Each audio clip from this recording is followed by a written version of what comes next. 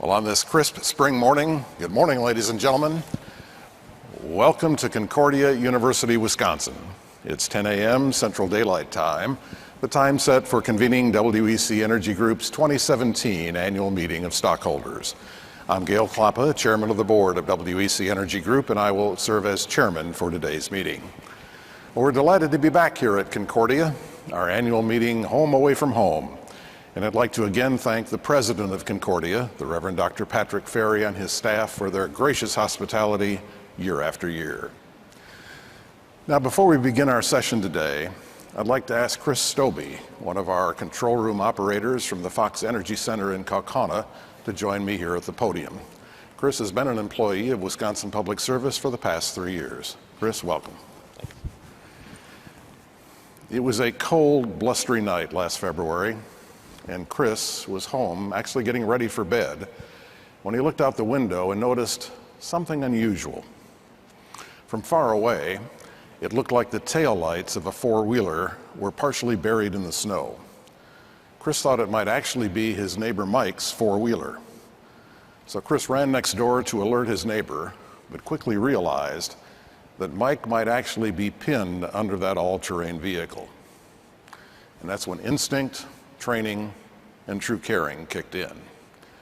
Chris ran to the scene of the accident, lifted the vehicle, and found his neighbor Mike lying unconscious in the snow. Chris managed to alert another neighbor to call 911 and immediately began administering CPR. While waiting for what must have seemed like an eternity, Chris continued to administer CPR, and his neighbor Mike began to breathe again. When the first responders and an ambulance arrived, Mike was taken by Flight for Life to Anina Hospital. Let's watch a short video of Chris in his own words. Part of my job here as a control room operator to monitor and keep an eye on things. As an operator, you kind of get an eye to notice when something's out of place. I was just getting ready for bed. I shut the TV off, and I was walking across the house when I looked out a window and noticed a red glow on the snow. I put my boots on, went to go see what was going on. Noticed my neighbor ATV in the ditch upside down. I figured I'd go to his house, see if he needed help pulling it out or to see what the story was. No one came to the door. I stuck my head in the house, yelled his name a few times, and then I realized there's probably only one other place he could be. Got to the four-wheeler and just rolled it off him. Looked like he was dead. Started giving him CPR. I'm just glad I have been trained in that. It's very important here. We're around a lot of dangerous equipment, all kinds of hazards. You never know when someone's going to need it. I'm glad I was prepared. I think it would have been a real terrible story if I wouldn't have known what to do. I'm glad I got to help someone out that needed help.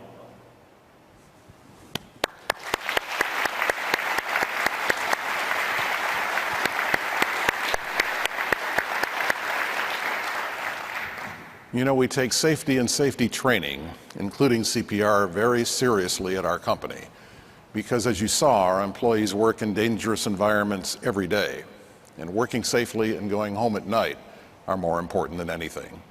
Chris took that training and the awareness that he learned on the job home with him that February night, and he saved his neighbor's life. Chris, in recognition of your quick thinking and your bravery last February, it's my great pleasure to present you with our Chairman's Award. Thank you, Chris. Thank you very much, Chris.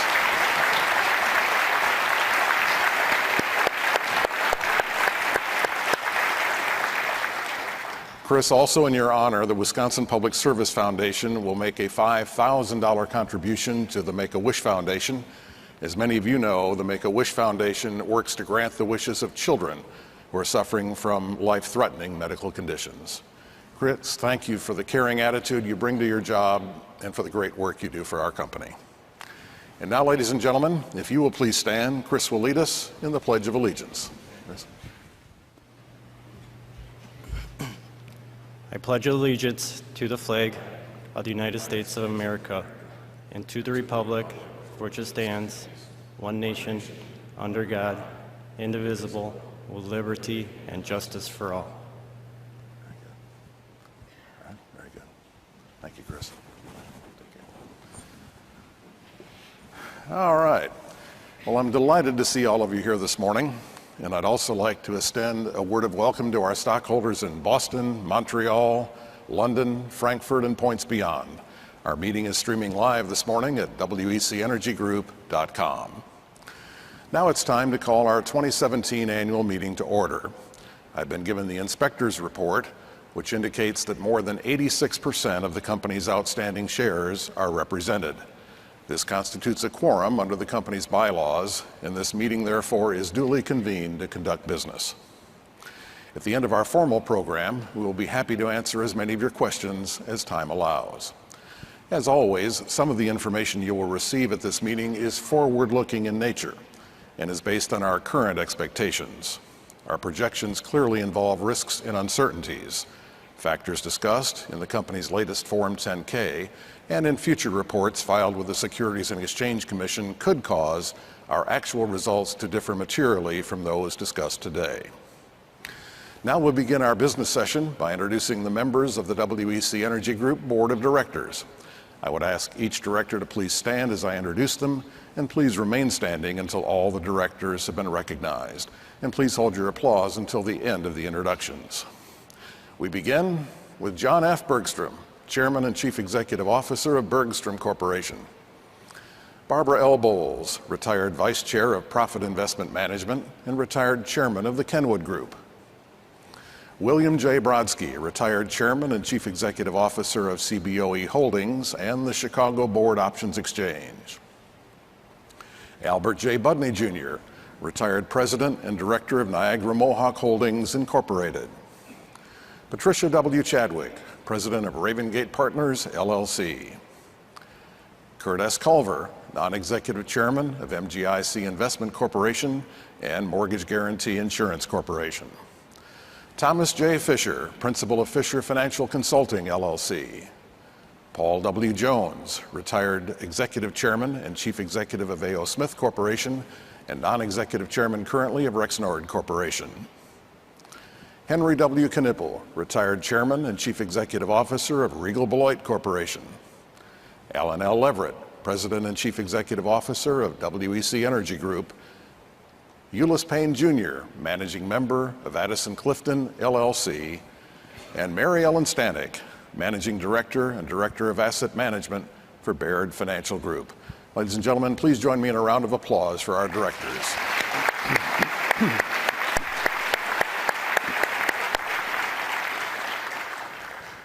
And now I'd like to recognize the officers of WEC Energy Group and its subsidiaries, as well as the union and management representatives who are here with us today. Our union and management teams work very closely together to address important company issues. Folks, would you please stand?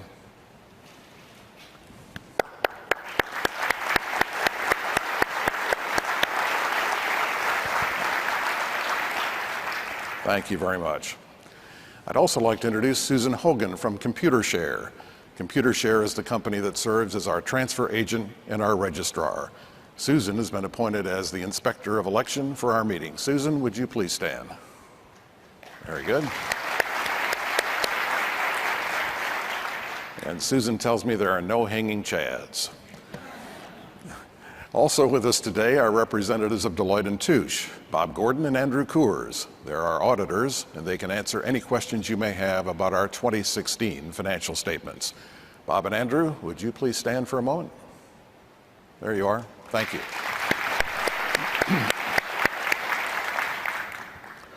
And now I'll call on our Executive Vice President, General Counsel, and Corporate Secretary, Susan Martin, to report on the proposals that we have before us this morning. Susan?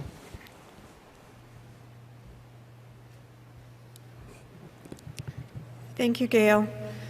On March 23, 2017, a notice of this meeting was sent to all stockholders of record as of February 23, 2017.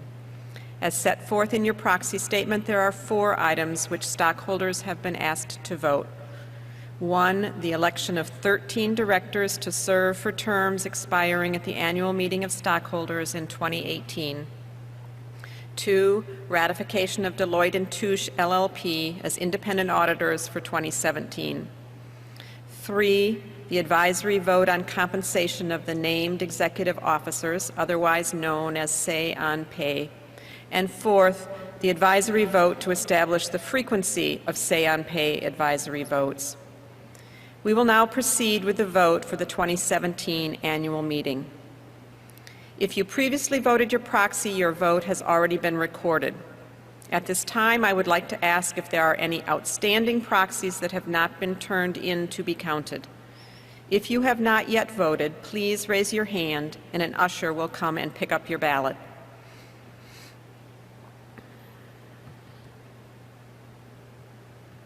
Thank you. The vote is now closed. I have been appointed to vote all of the shares represented by the proxy votes sent in by our stockholders. I have submitted the proxy ballot, which reflects your instructions, to the Inspector of Election. The preliminary inspector's report has been completed. The following nominees for election to the Board of Directors all received more than 91% of the votes cast and have been duly elected: John Bergstrom, Barbara Bowles, William Brodsky, Albert Budney Jr., Patricia Chadwick, Kurt Culver, Thomas Fisher, Paul Jones, Gail Klappa, Henry Knippel, Alan Leverett, Euless Payne Jr., and Mary Ellen Stanek.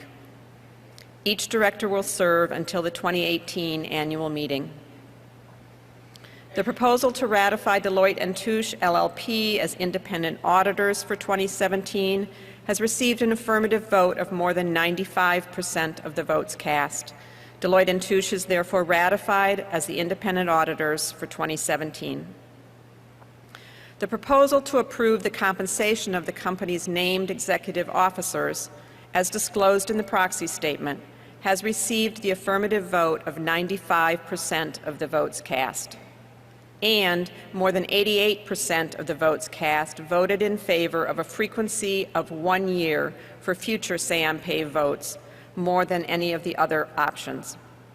These 2 votes were advisory and not binding. However, the board does review the voting results and takes them into consideration when making future decisions regarding executive compensation and the frequency of the say-on-pay vote.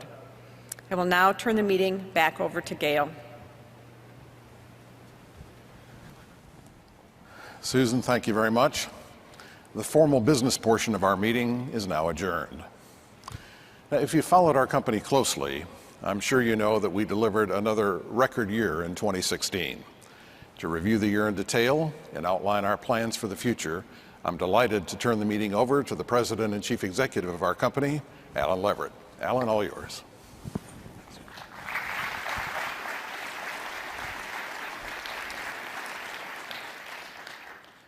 All right, so I think while Gail's going to his seat, I just want to add to his welcome to all of you who are here today. I'm really glad you're here. And then I want to give a special welcome to a good friend of mine, John Bergstrom. And John, you are undoubtedly the most determined man I've ever known. No one else even comes close. And I just want to welcome you here today. So with that, let me get started. And in a minute, I'll go through and give you a roadmap, really, for what I'd like to chat with you about this morning. But before I do that, I really want to start really where I ended last year and talk about, at least my view, of what the fundamentals of our business really are. And another way you could think of it, maybe a simpler way, is, well, what are our priorities? And I think we've had a very consistent set of priorities. Some of those priorities are inwardly focused, if you will. Others are outwardly focused. But these have been very consistent, at least since I've been at the company, going on now 15 years. And first and foremost, first priority is safety. I get the opportunity to go around and talk to many groups of employees at the company, and I certainly get a lot out of that. I'm not sure how much they get out of it. But one of the things that you get a lot of questions, and one of the questions you almost always get, well, they say, Mr. Leverett, what keeps you up at night? And the answer that I give, I think, sometimes surprises people.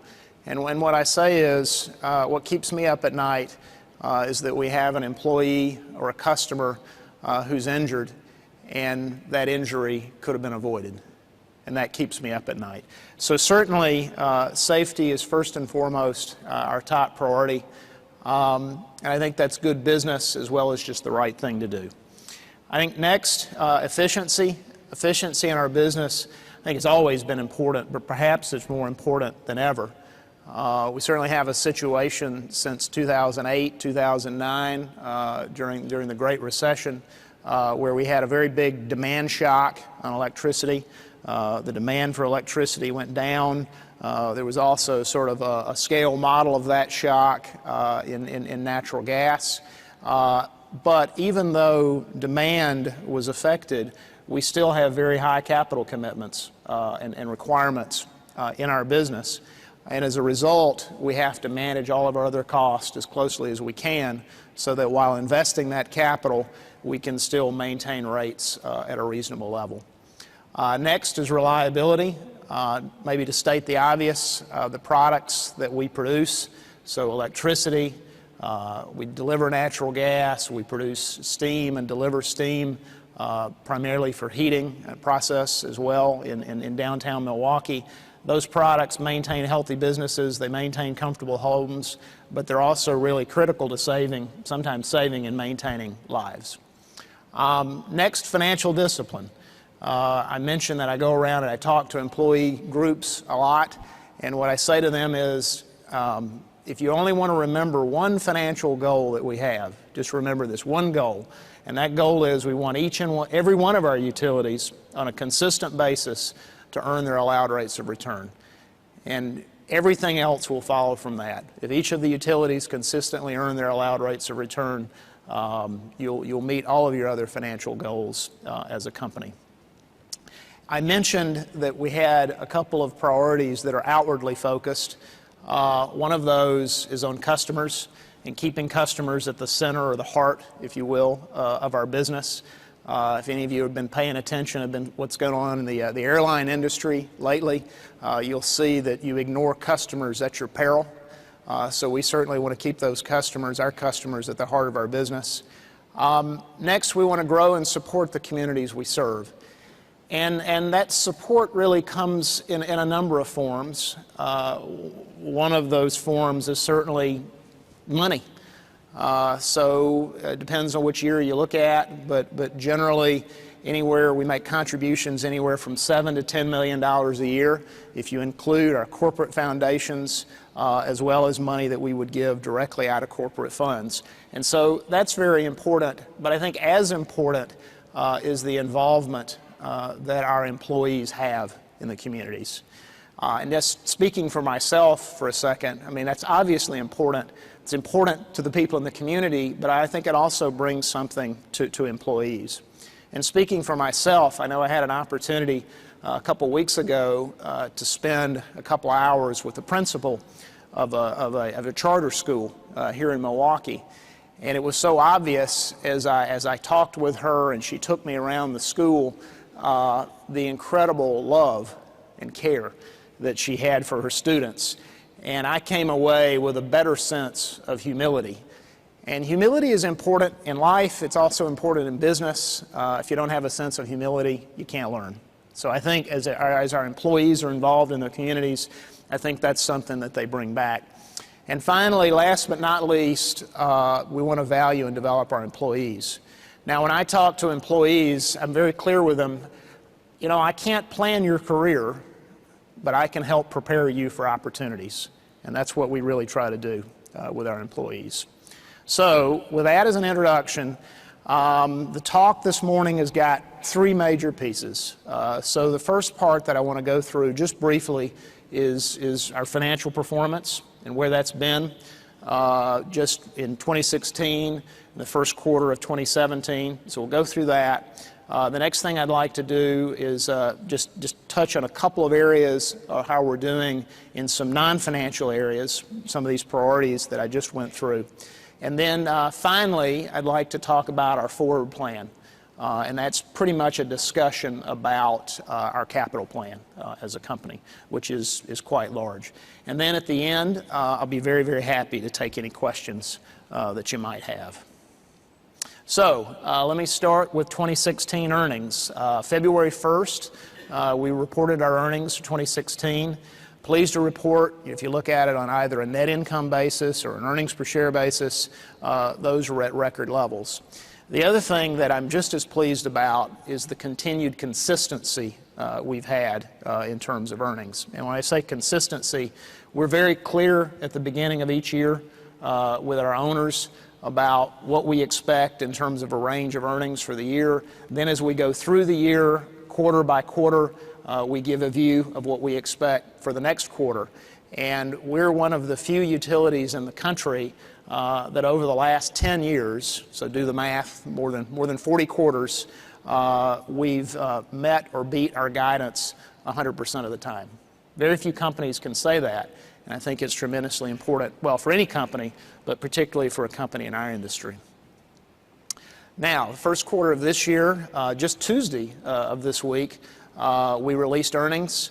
For those, you probably noticed this, but the first quarter of the year, really warm. If you're in the utility business, you have an inordinate interest in the weather. So I'll tell you that it was the second warmest first quarter in 127 years. So it's very, very warm, but despite that very warm weather, we beat our internal financial plan. Our internal financial plan was $1.06 per share. We actually reported $1.12 per share, which is about a 3% growth over last year, and that puts us on track for a full year at $3.06 to $3.12, per share. Obviously, earnings and earnings growth are important, but for a utility company, so are dividends. So that's a critical part of the total return that we deliver to our owners. And the board, at its meeting in January, increased the dividend at just over 5%, so 5.1% to be exact. This comes on the heels of a number of increases. Actually, we've consistently grown the dividend since 2004. Right now, we're right in the strike zone of our target payout ratio, and that range is 65 to 70%. So given that we're right in that range, we expect dividends now to grow in lockstep with earnings. In addition to having record earnings, as I mentioned on the previous slide, we returned a record amount of cash to our shareholders in 2016. So $625 million was returned to our shareholders in dividends, and again, that's the most ever. So if you put really those two return components together, so growth in earnings and cash dividends, and then you track it over time and you look at how that affects the stock price, you can get to a measure called total shareholder return. And perhaps that's really the ultimate measure of the jobs that we're doing for all of you as shareholders. So again, total shareholder return includes price appreciation as well as dividends. And so what you're looking on the chart in front of you is really a comparison over time, as well as a comparison to other major indices of how our total shareholder return has compared. So the blue line at the very top is the total shareholder return for WEC Energy Group, the company that you all own a part of. So you can see, and then as you go down on the chart, there are a number of indices. So four utility indices. So the Dow Jones Utilities, the S&P Utilities, the Philadelphia Utility, and the S&P Electric. But the clear takeaway from this is whether you look at 10 years, 5 years, 3 years, or the last year, we're in some cases beating by quite a bit, in other cases right at or just above the TSR that you see on these other industries. Okay. So that's the financial review, and let me talk some now about how we're doing in some other non-financial sort of areas of the company. So again, I'll start with safety. We look at a number of safety indicators in our business. Some of them are lagging indicators. So these are two lagging indicators that you see on the chart. There are quite a number of other leading indicators that I haven't shown on the chart that we would track. But I think this will give you a good sense for how we're doing on safety. So you can see in terms of OSHA cases, so these are employee injuries that we were required to report to OSHA. Those cases were down 17% in 2016. Lost time accidents, which is a subset, if you will, of OSHA incidents, but much more serious when you have a lost time accident, those were down by 11%. But if you put the numbers to the side, really what you see there in the middle of the chart, I want to emphasize, because it's something that we're really trying to instill culturally in our employees, and that's what we call Target Zero. We think it's very reasonable to assume and demand that we run our business in a way that results in no harm to employees at all, ever.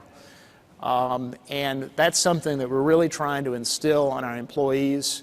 And obviously, you may feel like, well, can you ever get to zero? Well, we believe that we can. And year after year, we've set increasingly aggressive goals. So, for example, if you have a utility that's not yet in the top quartile in terms of safety, you try to put them on a trajectory where they're going to get to the top quartile. If you have a utility who's already in the top quartile on safety, you want them to continue to improve. But the goal, again, is to get to zero. And that takes a questioning attitude, and we have to have employees that not only focus on their own work, but are willing to give their colleagues safety feedback in real time. So we're not at zero yet, but I'm pleased to report that we're continuing to make good progress. I mentioned that reliability, one of our key things that we focus on at the company. There's a consulting firm known as PA Consulting.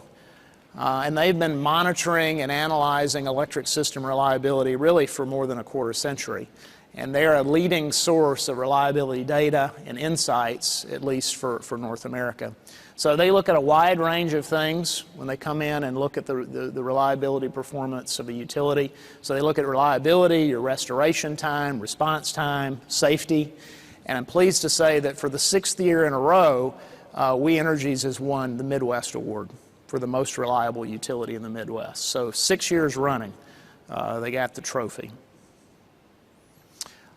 In the area of customer service, it should go without saying, but priorities should drive goals, right?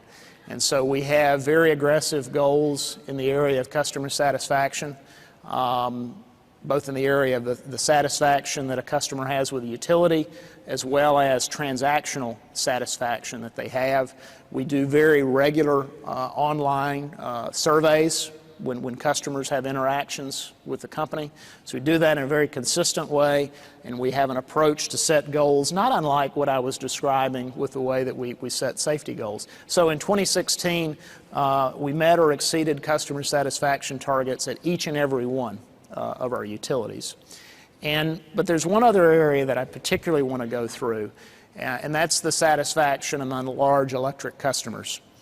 So we had our best results ever for large electric customers. And you see there off to the side, the bar chart, the time series. We've continued to improve the satisfaction in that large electric category. And in fact, now in 2016, you see the satisfaction level was at 93.4%. We're third in the industry. The best in the industry is 96%. And we're closing the gap really fast on the best in the industry for satisfaction with large electric customers. We had some good news just this week. For the first time ever, we've broken the top 50 in Corporate Responsibility magazine's top 100 best citizens. So I think our best showing up until this past year was number 100. So I guess that would put us in the top 100, but this year we actually ranked out at 47th. So we're in the top 50, and actually as compared to utilities, we were the second-ranked utility. So what Corporate Responsibility magazine does, they really do an analysis of all of the companies that are in the Russell 2000 index.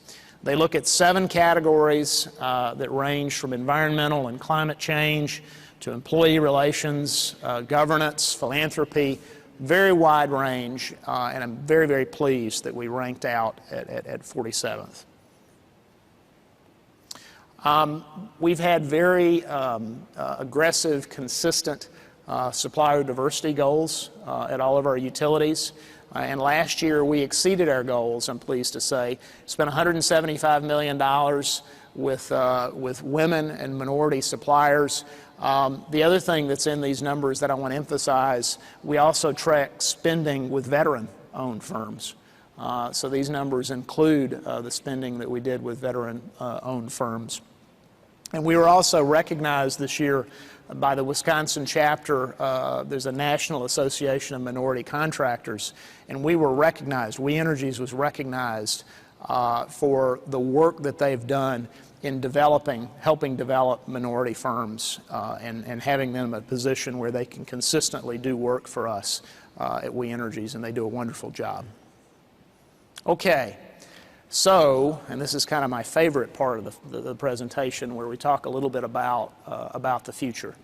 So let me first just talk about what we see again as our key long-term financial objective. So I talked about consistently earning allowed returns, but we also want to be able to consistently grow the earnings of the company, because if you don't grow the earnings of the company, you can't grow dividends. And I think everyone's interested in growth in dividends, particularly if you're a utility investor.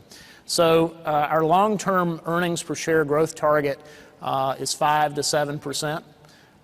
So let me sort of explain how that maps out. So if you look at the left part of the chart, you see that base of earnings of $2.72 per share in 2015.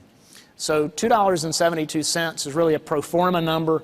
It represents really what we viewed as being the earnings power of the company, pro forma'd as if the Integris acquisition never occurred. Now, if you recall, the Integris acquisition went to financial closing in late June, I think June 29th of 2015, but we pro forma'd the company as if that wasn't there, and we said, all right, off that growth, that base of earnings, we want to grow at 5 to 7%, and that's what's depicted on the chart. So the lower part of that envelope is a consistent 5% compound annual growth. The upper part of the envelope is a consistent 7% growth. You can see in 2016 we're actually just above that envelope of 5 to 7%, and our expectation this year is that we're right there at the middle or right around the 5 to 6%. Now, how do we drive that earnings growth? Well, we have to continue to earn on the investment, the capital we've employed in the business. But in our business, to grow earnings, we have to continue to make capital investments. So over the next 5 years, so this is 2017 to 2021, we expect to spend anywhere from $9.5 to $10 billion. So just to make the numbers work easy, let me focus on the $10 billion. So the first thing that's obviously striking about that is the size, $10 billion. Even for a company our size, that's a very large capital budget, right at $2 billion a year. The other thing that's really striking to me about this capital plan is the amount there in green, gas delivery.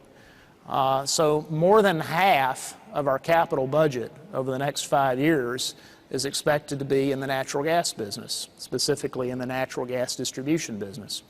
It only represents right now about 25%, or right at a quarter of our rate base, but we expect over the next 5 years that more than half of the capital we're going to employ in the business is going to be in natural gas. The other thing that's striking to me about this chart is if you look at the green and the yellow there in the middle, it's heavily weighted to delivery. It's heavily weighted to the networks in our business. If you think about it, you look back maybe the last decade, at least the spending since 2003 till about 2011 was very, very focused on the production and the generation part of our business. And although we'll still spend, I expect, a significant amount in the generation part of the business, it'll be far outstripped by what we commit to our energy networks. Okay, so $9.5 to $10 billion. So what I'd like to do is maybe drill a bit in to the capital program, because at least for me, it's a little easier to understand if you have some examples to look at of the areas that you're employing capital. But before I go through that, let me just talk about really the 3 key objectives that we would have for, really we'd love it if every single large capital investment we make would meet all of these objectives, but at a minimum, any large investment we make, you want to meet at least one of these objectives. So first objective for capital that we would invest is that it would enhance safety or reliability. Safety for our customers, safety for our employees, reliability for our customers. Second, given what I said about the demand for electricity right now, we'd like to see the capital programs, the things that we do, actually result otherwise in reduced costs to customers. And then finally, we'd like to see our capital investments actually improve our environmental performance. And there are a lot of dimensions of environmental performance that you can look at, but we'd like to see our capital investments continue to improve that environmental performance. So what I'd like to do now, given those objectives for the capital program, is really talk about four major areas of spending. So first is the work that we plan to do in the generation area, what I've called here generation restructuring. Second, an investment that we're seeking to make in some additional underground natural gas storage. Next, a very big program we have in the electric part of our business called the System Modernization and Reliability Project. That's a project up in the WPS territory. So WPS, of course, is the electric and gas utility up in Green Bay. So we'll talk some about that. And then finally, talk a bit about really a program that I expect will be going on for quite a number of years down in Chicago, which we call the System Modernization Program, which is related to the natural gas distribution infrastructure in Chicago. But let me start with the generation restructuring. So this is really being driven by a couple of trends that we see. One of those trends is natural gas costs. Given what's happened in the United States with the ability to produce natural gas, we've seen a huge change not only in the natural gas prices today as compared to, say, 5 years ago, but a huge change in what people believe in terms of the ultimate trajectory of natural gas prices. The other trend really we've seen in our industry is tremendous technological improvement and reduction in costs in renewable technologies. So we continue to see, particularly in solar, but also to a certain extent in wind, because of technological change, the installed costs of renewables continues to come down. And then finally, I mentioned the situation with electric demand that we really need to respond to.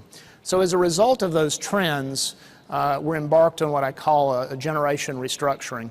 And we really have three objectives for the changes that we'd like to make in our generation fleet. Well, first, no surprise, we want to reduce costs to our customers.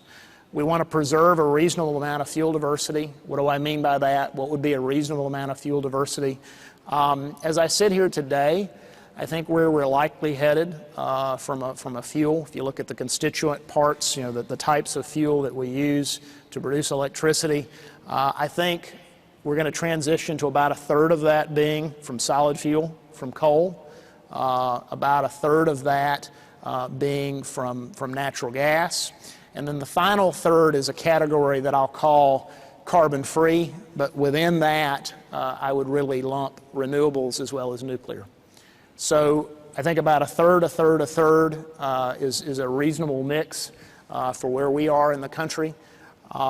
At this point, at least, we're about 50% coal, so there's a bit of change that you're going to see happen over the next few years. And then the final objective that we have for the changes that we'd like to make in our generation business really centers around carbon. And I think despite what happened with the federal elections in November, I still believe that if you look out long enough, and in our business, particularly with capital investments, you can't just look out 5 years, you've got to look out a minimum of 20, maybe even 30 years. And I think if you look out over those horizons, I believe that some form of carbon regulation is inevitable. I tell people I don't know exactly what, I don't know exactly when, but I think if you look out over that time period, we're going to need to continue to make progress on carbon emissions. But we want to do that in a way which reduces costs and still preserves a reasonable amount of fuel diversity. So we've already announced and in some cases completed a number of things, a number of investments kind of in that generation restructuring budget bucket, if you will. So the first, last year, Twin Falls. Twin Falls is a hydro facility on the Menominee River. So the Menominee River, of course, is the border between the UP of Michigan and the state of Wisconsin. So middle of last year, July 29th of last year, we finished really a significant upgrade of the powerhouse that had been there since 1912. So we had a 50% increase in capacity. That certainly improves costs, improves environmental performance, and it was a $64 million investment for our shareholders. Next is something that's not done yet. Parts of it are done, but we're still at work on this. So the Upper Peninsula of Michigan, which I guess I have to be careful saying this, but electrically at least it's sort of part of Wisconsin. I'm not really supposed to say that, I guess, but electrically at least it's always been part of Wisconsin. And there really was a need, and there was a desire in Michigan, which I think is a natural desire. They really wanted to plan just for the needs in the UP, you know, specifically in the service territory, that historically there'd been a service territory that WPS and We Energies had served in Michigan. And really what the decision makers wanted there was an approach that was very much just focused on the customers in Michigan, and they wanted a long-term generation solution for the UP of Michigan. So the first step that we went through, which is really done now, is forming a separate Michigan utility. So UMERC, Upper Michigan Energy Resources Company, began operation on January 1st. That company provides electric as well as natural gas. We have some natural gas distribution customers, to 41,000 customers. So forming that Michigan utility really, I believe, facilitates the long-term generation solution that I'm about to mention. So we have now proposed to the Michigan Commission, we did a filing in January of this year, where we proposed to build 180 megawatts of natural gas-fired generation at two sites, about a $275 million investment. One of the unique things about this approach, the largest single electric customer that we have as a company are the iron ore mines that are owned by Cliffs Natural Resources. And it was important to us as we looked at a generation solution for the UP of Michigan. Cliffs Natural Resources really needed to be a long-term participant in that solution because they're 85% of the usage. 85% of the usage of our utility in the UP. So they need to be a part of the solution, and a credit to them, their CEO stepped up and signed a 20-year agreement with the company tied to this project. So we're targeting commercial operation in 2019. So next 2 years from now, we're targeting commercial operation. And that's really going to check all those three boxes that I talked about. We expect, because now we'll be able to retire older coal units that we have in the UP of Michigan, we'll be able to save money for customers, we'll be able to improve the environmental performance, and because of the type of technology we're installing, we'll also be able to improve reliability. So let me just wrap up the generation restructuring section by talking about what we see this doing to our carbon. So this chart is a chart that begins in 2000, takes you through the end of last year. And the blue line is our carbon intensity. And just at a high level, carbon intensity is how many pounds of CO2 do you emit for every megawatt hour that you produce. So you can see that since 2000, so this is a consolidated chart, this is both of the Wisconsin utilities, we've actually reduced our carbon intensity about 26%, okay? Now, the long-term goal that we have for carbon is we'd like to have our carbon reductions be about 14 million tons on an annual basis, 14 million tons below where they were in 2015. Well, you might ask, how in the world did you come up with 14 million tons below 2015? Well, essentially, that is the target that was laid out by the Clean Power Plan. So we don't know legally what will happen to the Clean Power Plan, but at least as a destination goal for carbon reduction, we think that's a reasonable goal. And if you look at what we've already announced and the actions that we're considering, if you look at the actions we've already taken and you break that 14 million tons apart, based on actions we've already announced, we're halfway there. And if we took all of the actions that are depicted here on this chart, so unit upgrades, the proposed coal retirements, potential natural gas additions, we would actually meet that 14 million ton goal well ahead of the schedule that was laid out by the Clean Power Plan. And the Clean Power Plan had an end date of 2030. So if we took all of these actions, all of which we think would save customers money, we believe would save customers money, we'd actually be at that target much sooner than 2030. Okay, so let me just switch gears here and quickly go through a couple of other areas of investment that we plan. So next is in the area of natural gas storage. So here in Wisconsin, we don't really have the geology that's required to actually locate underground natural gas storage within Wisconsin. But having underground natural gas storage is very valuable for a gas distribution utility. Valuable in a couple different ways. You know, first, you save money by being able to inject gas into storage in the summer when the prices are lower, and take that gas out of storage and distribute it to customers in the winter when the prices are higher. There are also quite a number of other operational benefits that you get with natural gas storage. But historically, the utilities in Wisconsin, they never owned natural gas storage because it couldn't be located in the state of Wisconsin. So we wanted the utilities in Wisconsin to have the benefit of having some owned storage. So you can see before this proposed purchase, essentially we would lease or be under short-term contracts for every bit. So 100% of our natural gas storage in Wisconsin, or for the utilities in Wisconsin, was purchased or leased.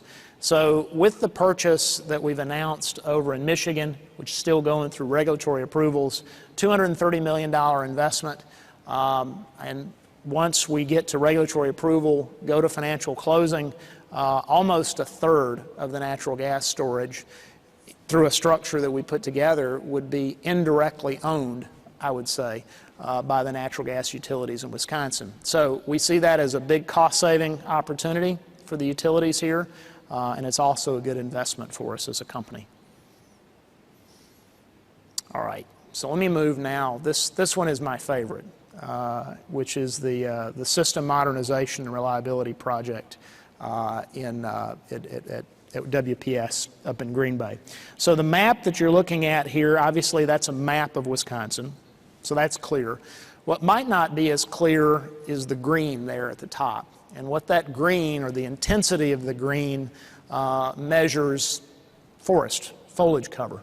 So you can see up there in the, I guess that would be the northeast part of the state, that's the greenest part of the map.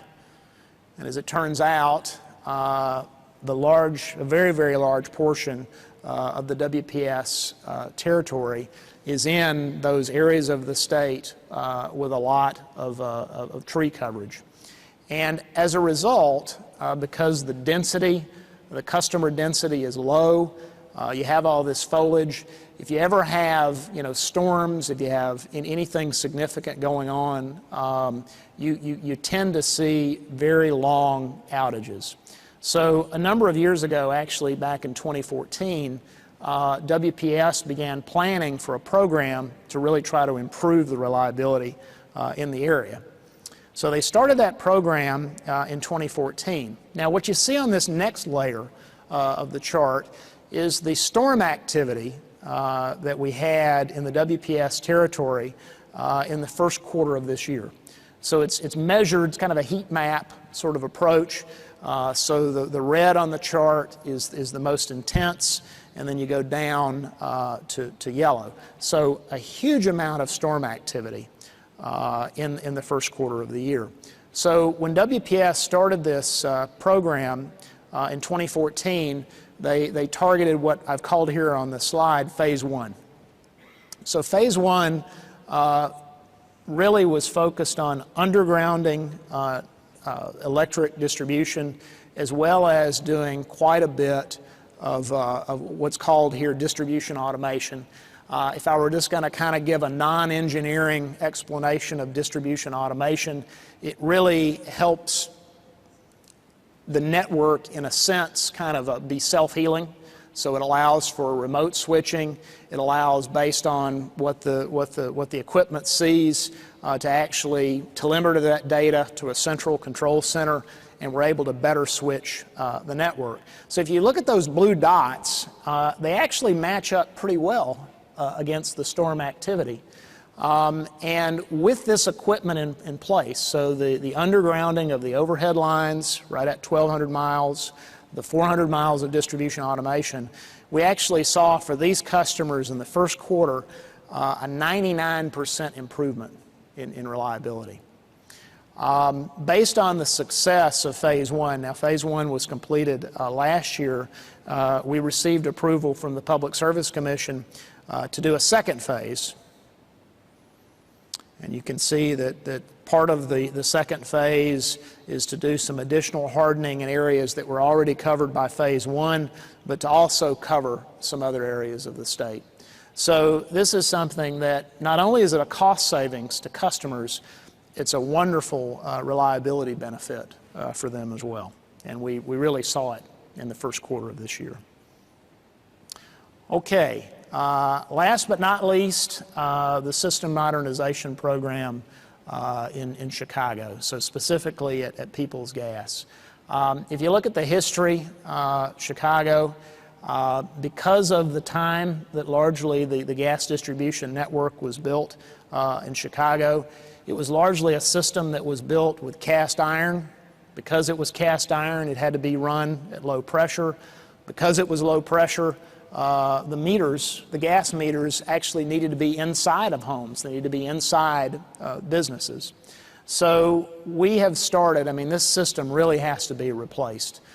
It's quite old, it's very expensive to maintain, and Peoples Gas, they're about 20% completed, but they're really on a multi-year program to replace 2,000 miles of pipeline in the city. Over the next 3 years, we're planning to replace about 250 miles. In terms of dollar investment, I would see $280 to $300 million per year in terms of investment. And this is a program, I talked about, save money, improve reliability and safety, improve environmental performance. This is the one that I talked about this morning where you can check every single box. So in terms of safety, by taking these aging pipes out, by taking the meters from inside the houses and business premises to outside, see a big improvement in safety. In terms of operational savings, the more modern equipment, the more modern materials results in less leakage and need for repairs. And then when you have leaky pipes in the natural gas business, that results in methane emissions. And so methane is one of the most, or probably the most powerful greenhouse gas. And so by doing this program, we'll greatly improve the environmental performance as measured by methane emissions and bring them down. Okay? So hopefully that gives you a good sense for our capital program. I want you to take a good look at this slide again. You'll see it again next year. Our fundamentals, our key priorities aren't going to change. So you'll see this again next year, and I'll look forward to giving you an update on that when we're here together next May. So I think now we're going to go into the question and answer period. So if you have a question or comment, please step to the microphone nearest you, and an attendant will assist you. Now, before asking your question, I would just ask you to state your name, and city of residence, just so we have that for the minutes. I'd also ask, we have a big group here today, that you limit yourself to one question or comment so that others have the opportunity to speak during the time we have together. So thank you, and if you'll let me just get down the stairs, we'll take the first question.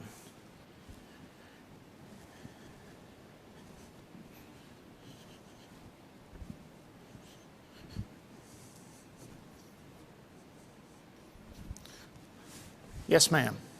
Good morning. I'm Karen Relke from Heartland, and on behalf of the Board of Directors and the volunteers of Stars and Stripes Honor Flight, we would like to thank the WEC Energy Group for your tremendous support of our mission.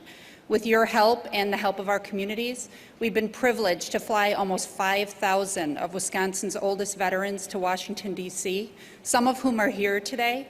And as we look forward to the fall, when we will honor and fly large numbers of our Vietnam veterans, we want to express our profound gratitude for the help that you give us celebrating those who have given so much for our freedom and our country.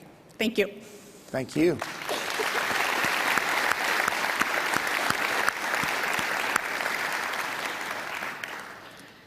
Let's see. Anybody else?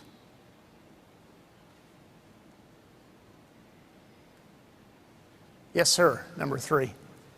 My name is Don Maurer from Waukesha, Wisconsin. I was interested in your projection of your comments about 20, 30 years, keeping the focus on that down the line.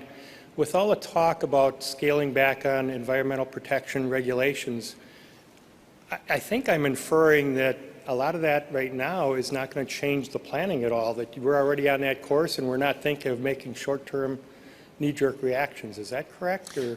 No, I think that's actually, you stated it better than I did.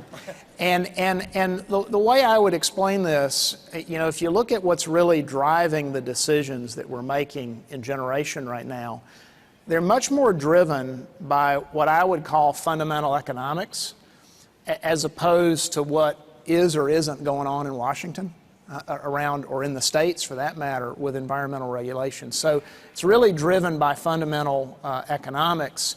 Now, out of that, of course, at least I view, comes some environmental benefits because of where that pushes us. But that's a very good summary. Yes, ma'am. Number 4. Hi, I'm Helen Nelsel, Big Bend. Of the green energy, what percent, I heard you mention nuclear in that, what percent of that would be nuclear? Mm-hmm. So, and let me talk about it in terms of, that 1/3, 1/3, 1/3, in terms of where I see us heading. So roughly 33% would be, I call carbon-free. Of that 33%, about 20% would be nuclear, and then the balance would be renewables. Now, within the nuclear, the 20%, we don't directly own any nuclear units. So the Point Beach nuclear plant is owned by a company called NextEra. However, we have very long-term contracts to purchase that energy. So my expectation would be that it would be in our mix for quite a while. The contracts with NextEra run to 2030 and 2034, I believe. We constantly are hearing in the news about hackers breaking into systems and knocking whole systems out. Mm-hmm. Is there any thought of trying to produce energy more locally, or have more solar panels that are local that wouldn't just knock everything out? Yeah, well, we certainly do have an interest, and I mentioned renewable energy.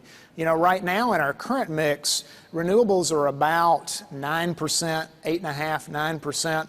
So certainly, at a minimum, you want to go to, say, 13%, to make the numbers work in my 1/3, 1/3, 1/3. And I would see as a part of that, certainly, an opportunity for solar. So I agree with you. It would be nice to put some of that in the mix. And although we do have a significant amount now of power that we produce with wind, with wind projects, we don't have any significant solar capacity yet. So I think that's an opportunity for us. And I do have to thank you. I think I get really good value for my electric bill. Thank you, ma'am. I might just come over there and hug you. Yes. Hi, my name is Nancy Horvat. I'm from Muskego. And first I want to thank you for arranging this wonderful meeting. And I was happy to hear that you're creating a utility in Michigan. That was a good idea, I think. I appreciate the opportunity to talk with a number of the management team, and I took you up on that opportunity and asked my question ahead of time. And I got varying responses, so I would encourage you to take a closer look at it. And my concern is about the 50% retirement eligibility. I think that's a big thing coming up for a lot of companies. I think it's particularly important for this company because of the longevity of employees. It's such a good company to work for. Employees tend to stay, and I'm sure they're not all going to, announce retirements tomorrow, but they could come in clumps. And I have some personal experience with someone announcing their retirement, gave us 3 months when he only had to give 1, and it took that whole time to train a backup. There weren't adequate backups in place. So. And I got varying responses from the people I talked to, so I think there's pockets where that's needed. So, Well, I appreciate your concern. Thank you. Anybody else?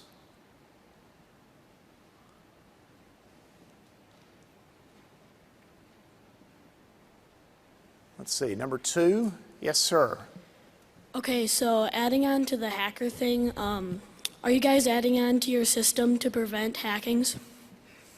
Yep. So we do quite a bit of work as an industry, and so I guess the word I'll use instead of hacking, let me just call it cybersecurity. Because so as an industry, that's what we would call cybersecurity. So tremendous amount of work that goes on the electric side of the business. I think the natural gas business probably a little behind where the electric side of the business is right now. But there's tremendous amount of work as a company as well as an industry on cybersecurity. But it's something that candidly, it's like you always kind of wish you could be done, with addressing cybersecurity. But the nature of the threats, it just continues to change. So I really think for the foreseeable future, this is an area we're going to spend a lot of time on, and we are spending a lot of time on it as a company as well as a country, really. So I thank you for the question. Thank you. All right, number 3. Yes, sir. Good morning. How are you? I'm good. How are you? Good. I'm Vincent Lyles. I serve as President and CEO of the Boys and Girls Club of Greater Milwaukee. And I want to thank you for the invitation today. I also want to thank Beth Straka, who will be joining our board as one of our trustees, following a long list of talented people from We Energies who've supported the clubs in the past. I'm here today to let you know how grateful those 5,000 kids we serve in 40 locations across the city of Milwaukee are that We Energies steps up to support them. In particular, our girls in recent years have had a lot of great support from some of those leaders that I mentioned earlier, and the fact that you all are willing to support our new campaign, A Club for Every Kid, with a $1 million gift so that we can further academic success and provide high-quality arts programming to our kids. I just can't say enough, and I want to thank you and thank the shareholders and your management team for the leadership you guys have provided to us here in Milwaukee. So thank you very much. Thank you.